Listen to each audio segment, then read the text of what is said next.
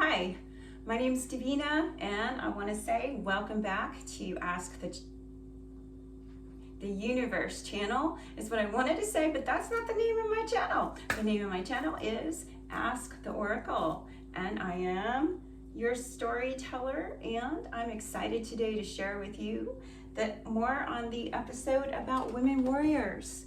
Women warriors. Let's look at women warriors for a minute and why the patriarchy was so disturbed by the women warriors that they had to create a story to control the. If the women knew how powerful they were, then they were screwed, and they knew it. They knew it. So we're going to talk about history. I love history. Now this time I actually did look up some stuff before I decided to turn on the video. Last time I didn't look up anything, and maybe I was a little confused. My analogy wasn't correct, and I wasn't even sure who Ta, the god of in Egyptian mythology, was. So I apologize. It's great to learn, and that's what we're here to do. If we don't know something, we can look it up anytime and find out the answer, right? That's what you can do. So thank you again for joining me today. So today we're going to be talking about women warriors. I believe there was a film called Valkyrie, maybe even with Tom Hanks, not Tom Hanks, Tom Collins, no, Tom Cruise. I can't remember. But there was movies called The Valkyries, but they're so wrong because the Valkyries in mythology came from Cygnus the Swan. They were in Norse mythology. They came in cloaked swans. They were cloaked like swans, the feminine, graceful, feminine, beautiful swan.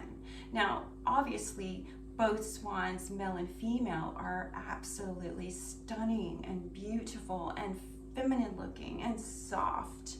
So gracious, and so it's not just, a female. So keep that in mind for those of you who feel like you connect to the swan and you're not all that feminine. You have to have two polarities in order to, get it on. Well, that's what they say, but it seems like it may not be true for everybody, but whatever. I'm not here to judge anybody. So let's get back to, what I wanted to share today. So the women warriors in Greek mythology, the Amazonian women, were very scary. They were trained just like the men. And think about Apollo and his sister Artemis and Athena.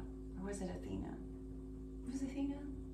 Oh boy, there I go again. So sometimes I get things mixed up, but let's keep going. Athena and Atalanta. Who was Atalanta? She was a huntress, but I want to talk about Artemis. Artemis is the huntress. She's the one with the bow and arrow. Alrighty, and then let's talk about the Pleiadian sisters in Greek myth. The Pleiades are seven sisters, or the daughters of Atlas and Pleione. The Pleiades constellation is often associated with divine feminine energy and celestial origins in many cultures. Connection to sound and frequency is their gift, and maybe light language and music. In esoteric traditions, the Pleiadians are believed to be a source of higher vibrational frequency. They bring it in, that is, and spiritual guidance. The seven Hathors, think about Egyptian mythology. Let's keep going for women warriors, ladies. The seven Hathors. Egyptian Hathors are the goddesses associated with music, dance, fertility, and the afterlife. They are often depicted as seven women who preside over fate and destiny. Cygnus and the Valkyries, let's go back to the swans. In Norse mythology, Valkyries are warrior maidens who are associated with swans and sometimes depicted with swan cloaks. Cygnus the Swan, the constellation, is symbolically linked to the Valkyries and other divine messengers. It is seen as a celestial gateway or path of souls. All right, what else do we want to know? All right, so basically women have served as warriors throughout history, not just men. And I think that it's been forgotten that the women were able to do these things because most women have been treated as a subservient person to the masculine vibration based on old ideas that are outgrown.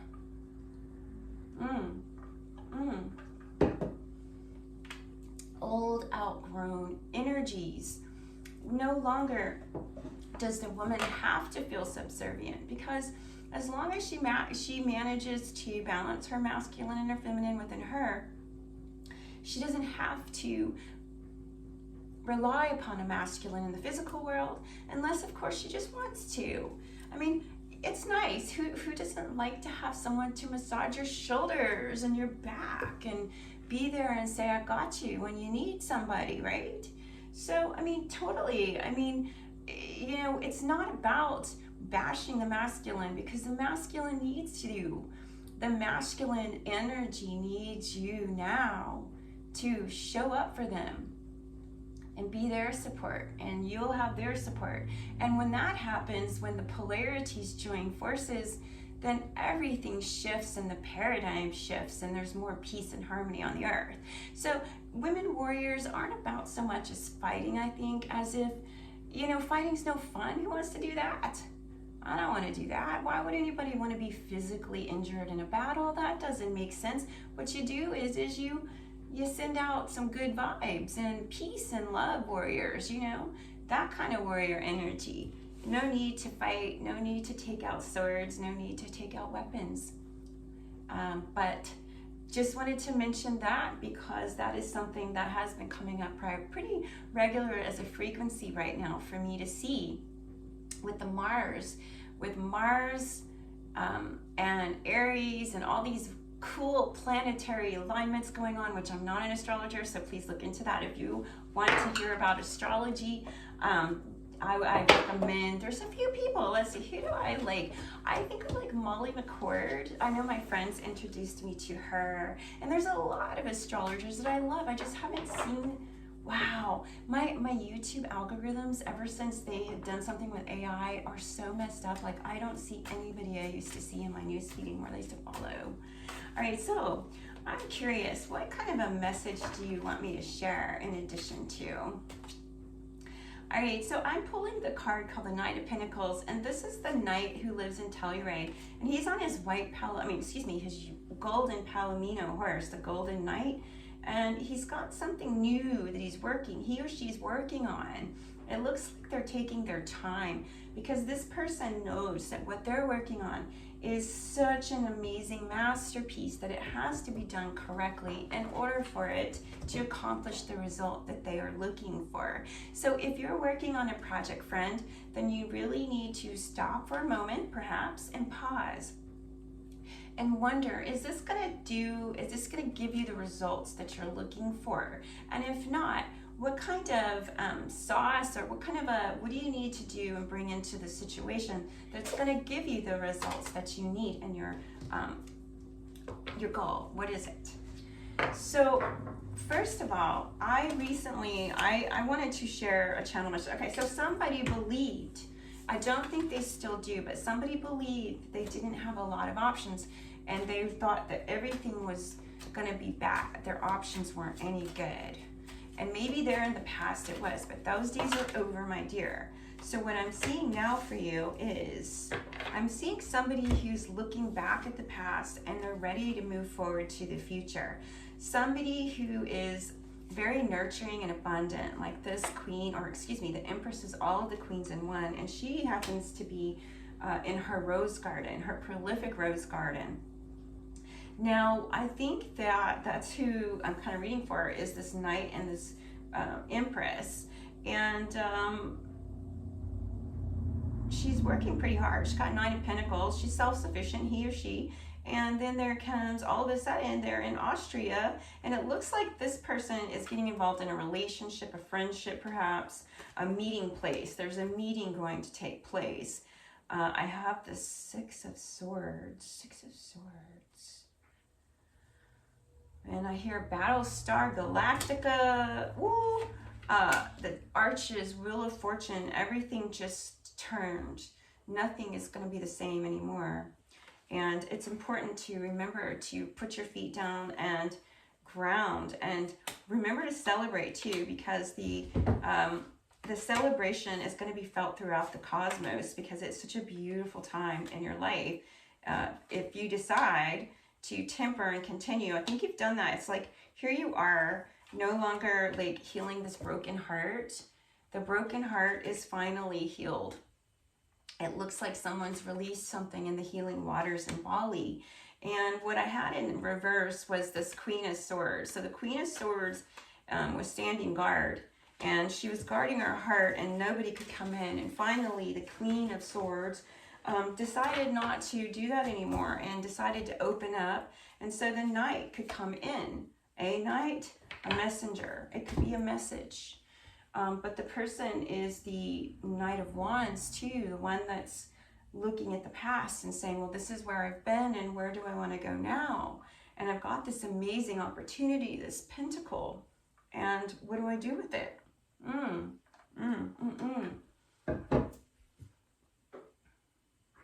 So what you're going to do with it is a plan. You are going to plan according to what you're being shown to do, guided to do.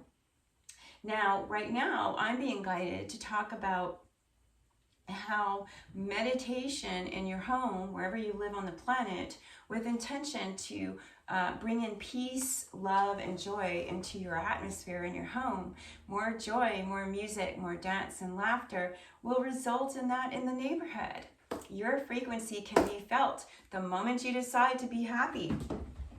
Your frequency can be felt throughout the universe. Even the cats can feel it. Even the cat. I had a cat that was feeling loopy today.